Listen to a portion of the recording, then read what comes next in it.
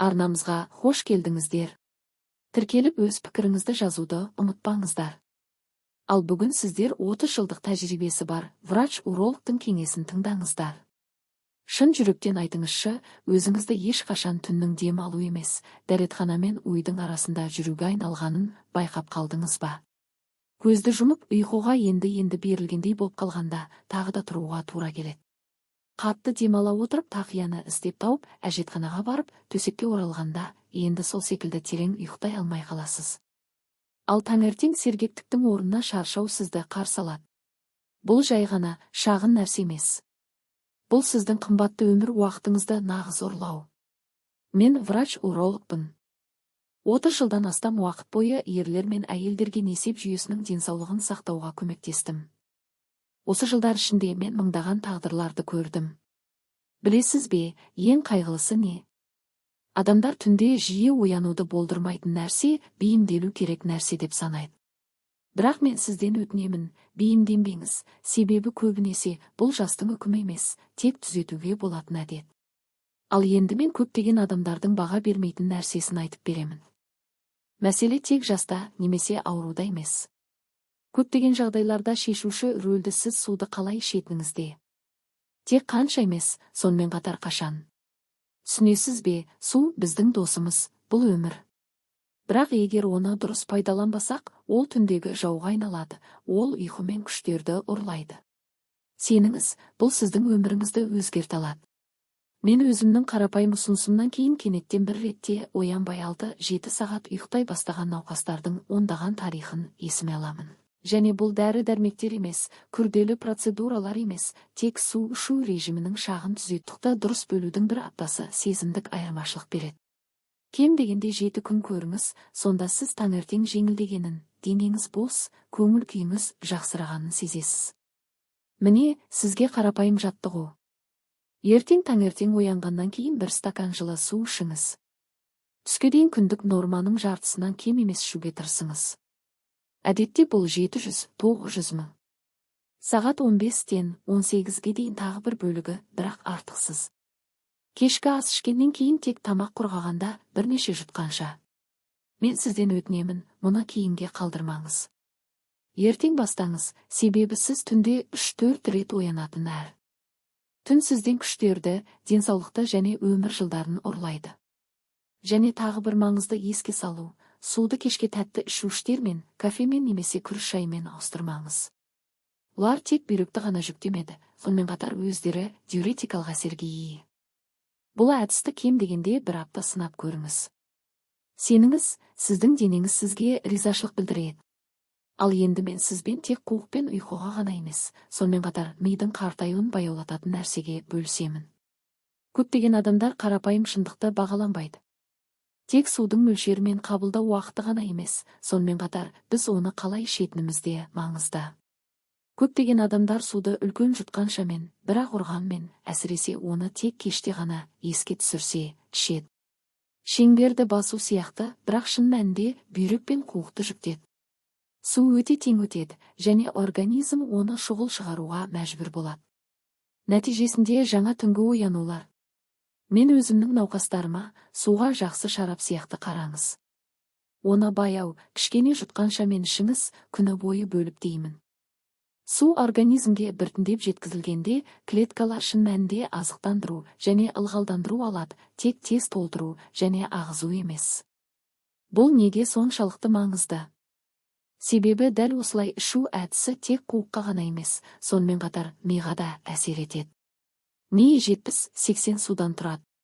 Ол біркелкі азықтандыру алғанда, оның клеткалары тұрақты жұмыс істейді, жад, назар, көңіл күй жақсарады. Ал біз бірақ ұрғанда ішкенде, ми өткір ауытқуларды басынан өткізеді. Алдымен артық су, содан кейін оның жетіспеушілігі. Бұл жүйке жүйесін ескітеді. Мен тәжірибеден бір оқиғаны еске аламын. Менің бір науқасым Айгүл Мұратқызы, 74 жаста, тек түнгі оянуларға ғана емес, сонымен қатар жады, оны сүйреп жүргеніне де шағымданып жүрді. Ол алаңдады, бұл кәрілік деменциясының басыма. Біз тексеруден өткіздік, байсалды мәселелер табылмады, бірақ Айгүл Мұратқызы күндіз суды ішпей, ал кешке шөп шайынан тұтас шәйнек іше алатыны анықталды. Мен оған қарапайым ережеге үйреттім, күні бойы баяу, кішкене жұтқанша мен шу. Бір айдан кейін ол маған жарқырап келді. Доктор, мен 6-7 сағат оянбай ұйықтаймын. Ең бастысы, мен қайтадан кітап оқимын, және оқығанымды есте сақтаймын. Оның көздері қуанышпен жарқырады, және бұл қарапайым кеңестің пайдасының ең жақсы дәлелі болды. Менің тәжірибемде суға дәрі сияқты қарай бастаған, оны саналы түрде және баяу ішетін адамдар ұзағырақ өмір сүреді және өздерін бақытты сезеді. Бұл жүрекке түсетін жүктемені азайтады, қысымды қалыпты деңгейде ұстайды, мидың жұмысын жақсартады және жүйке жүйесін сөзбе-сөз жасартады. Бұл әдісті ертең сынап көріңіз. Суы кішкене шыныға немесе стаканға құйыңыз. 3-2 кішкене жұтқанша ішіңіз. Әр 15-20 минут сайын сезімге құлақ салыңыз. Егер сіз оны біліп қолданып көрсеңіз, сіздің таңертеңіңіз басқаша болады. Ал әзірге өзіңізге жас кезіңіздегідей таңертеңге қуануға мүмкіндік беретініңіз туралы ойланып көріңіз. Оянғанда денеңіз жеңіл, жүрегіңіз қуаншақ, ал алдыңызда мүмкіндіктерге толы күн болатын сол сезімді еске түсіріңіз. Ал енді өзіңізге шындықпен айтыңыз, сіз осылай оянуды ертеген қойдыңыз ба? Біздің денеміз 50-ден кейін өзгереді. Метаболизм баяулайды, бүйректер басқаша жұмыс істейді, ал қуықтың сезімталдығы жоғарылайды. Бірақ бұл түнсіз түндерге бейімделу керек дегенді білдірмейді. Керісінше, дәл қазір ұйқының, жүректің, мидың, психиканың денсаулығының негізі екенін түсіну өте маңызды. Ал егер оны ретке келтірсеңіз, сіз өзіңізге күштерді, ақыл-ой анықтығын және жақсы көңіл-күйді қайтарасыз. Ал енді ең маңыздысы, мен сізге тек соңында айтып беремін деп уәде еткенім. Сонымен достар, түйіндейік. Біз түнде тұруды доғаруға және терең, мықты ұйқыны қайтаруға көмектесетін 3 кілтті қадамды талқыладық. Бірінші, күні бойы суды дұрыс бөлу. Көп бөлігі таңертең және күндіз, кешке ең аз. Бұл түні бүйректерге түсетін жүктемені алып тастайды. Екінші, күні бойы біркелкі кішкене жұтқанша мен ішу. Бұл ми клеткалар мен денеңізді тонуста ұстайды, өткір секірулердің алдын алады және жүйке жүйесінің тыныш жұмыс істеуіне көмектеседі. Үшінші, ұйқыны ұрлайтын кешкі әдеттерден бас тарту. Кофе, күріш шай, алкоголь, тұзды тамақ. Мұның бәрі сіздің демалысыңыздың жауы. Оларды кем дегенде сағат 18:00-ден кейін алып тастаңыз және бірнеше күн ішінде айырмашылықты сезіңіз. Ал міне мен басында уәде еткен сол құпияны ашқым келеді. Ол өте қарапайым көрінеді, сондықтан көптеген адамдар оның күшін бағаланбайды, бірақ дәл ол нәтижені түпкілікті бекітуге көмектеседі. Бұл ұйқыға жатқанға дейін жылы су рәсімі. Иә, дәл солай. Суық емес, газдалған емес, ұйқыға жатқанға дейін 30-40 минут бұрын жарты стакан жылы суды кішкене жұтқанша мен ішіңіз. Бұл не береді? Біріншіден, жылы су бұлшықеттерді, соның ішінде қуықты босаңсытады. Екіншіден, ол асқазан мен жүйке жүйесінің кернеуді алып тастауға көмектеседі. Үшіншіден, бұл организмге сигнал. Біз күнді аяқтадық, тыныштық келеді. Менің тәжірибемде бұл кішкене рәсімді енгізген науқастар тек түні оянбаудан бас тартпады. Сонымен қатар тезірек ұйықтап, ұйқылары тереңірек болды. Терімізді байқаусыз ұрлайтын нәрсе. Мен түнгі оянулардың жасырын себебіне айналатын кешкі әдеттер туралы айтып отырмын. Жиі маған науқастар келіп, доктор, мен бәрін сіздің кеңсіңізше жасадым. Бірақ түні бәрі тұрамын дейді. Ал олардың күнін талқылай бастағанда мәселе тек суда емес екені анықталады. Мәселе мынада, біз диуретикалық әсері бар шуштер мен өнімдерді ұмытып қаламыз. Кофе, қара және жасыл шай, алкоголь, тіпті итмұрын немесе липа сияқты зиянсыз шөптеген демдемелер. Мұның бәрі бүйрек пен қуықты ынталандырады. Ал егер оларды кешке қабылдаса, ұйқы оянулар тізбегіне айналады. Мен сізге бұны есте сақтауыңызды қалаймын. Кеш бұл тыныштық уақыты, шуштер мен тәжірибелер уақыт емес. Менің 66 жастағы науқасым болды. Ол менің барлық ұсыныстарымды адал орындады. Ол әдеттегідей әр кеші релакс үшін сыра ішіп жүрді. Ал не болды? Түні ол 3 рет тұрды. Ол осы шағын нәрседен бас тартқанда оның түндері өзгерді. Доктор, деді ол, мен бақыттың жай тыныш ұйықтау екенін түңгілікті түсіндім. Тағы бір қауіп түнді тамақтануда тұз және ауыр тамақ.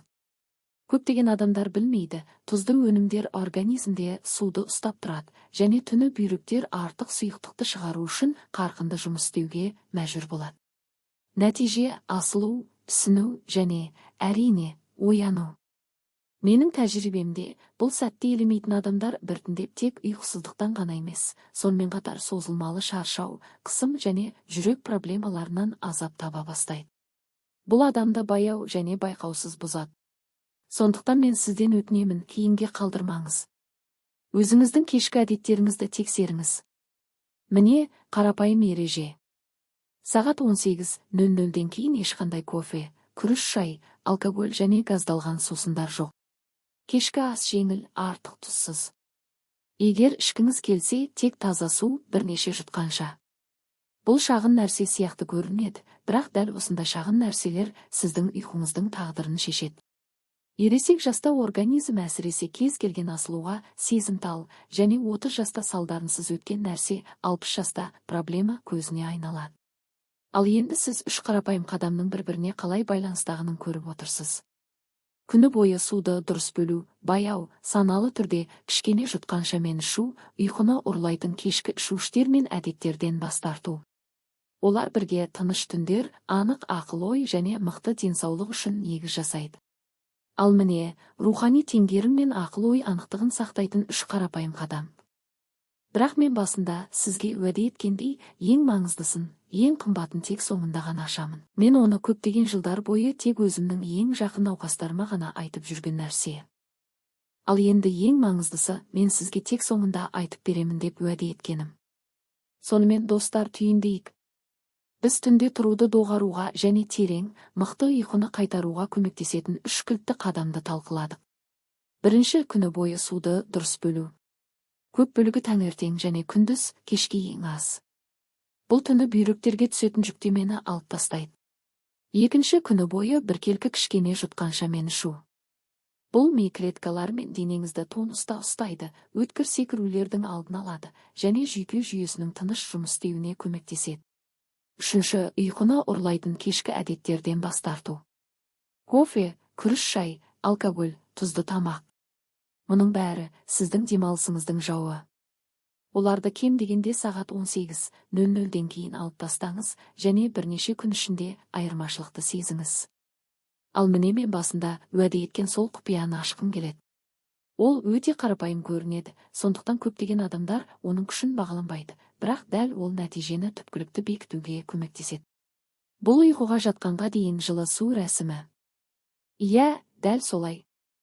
Суық емес, газдалған емес, ұйқыға жатқанға дейін 30-40 минут бұрын жарты стакан жылы суды кішкене жұтқаншамен ішіңіз. Бұл не береді? Біріншіден, жылы су бұлшықеттерді, соның ішінде қуықты босаңсытады. Екіншіден, ол асқазан мен жүйке жүйесінің кернеуді алып тастауға көмектеседі. Үшіншіден, бұл организмге сигнал. Біз күнді аяқтадық, тыныштық келеді. Менің тәжірибемде бұл кішкене рәсімді енгізген науқастар тек түні оянбаудан бас тартпады. Сонымен қатар тезірек ұйықтап, ұйқылары тереңірек болды. Ал енді сізге бонус. Мен жиі ұйқыға жатқанға дейін қарапайым тыныш жаттығуын жасауды ұсынамын. Ыңғайлы отырыңыз, көздеріңізді жұмыңыз және мұрныңыз арқылы 3 рет терең және тыныш тыныс алыңыз. Содан кейін баяу ауыз арқылы шығарыңыз. Бұл тек 1 минут алады, бірақ денеңізді тыныштандыруға және мидың демалысқа дайындалуына мүмкіндік береді. Өздеріңізді қорғаңыз, сіздің уақытыңыз кез келген жаста құнды. Және есте сақтаңыз, тіпті кішкене қадамдар өміріңізді жақсы жағына өзгерте алады. Пікірлер бөліміне осы кеңестердің қайсысы сізге жақын екенін жазыңыз. Әрі қарай бұл видеоны туыстарыңызбен және достарыңызбен бөлісіңіз.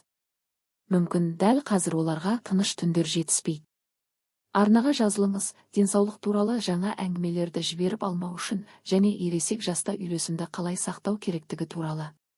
Және ең бастысы, өзіңізге демалыс құқығын беріңіз, себебі сау ұйқы бұл сәндік емес, бұл сіздің өміріңіздің негізі. Ол әдетте әр кеші релаксation дефисара ішіп жүрді.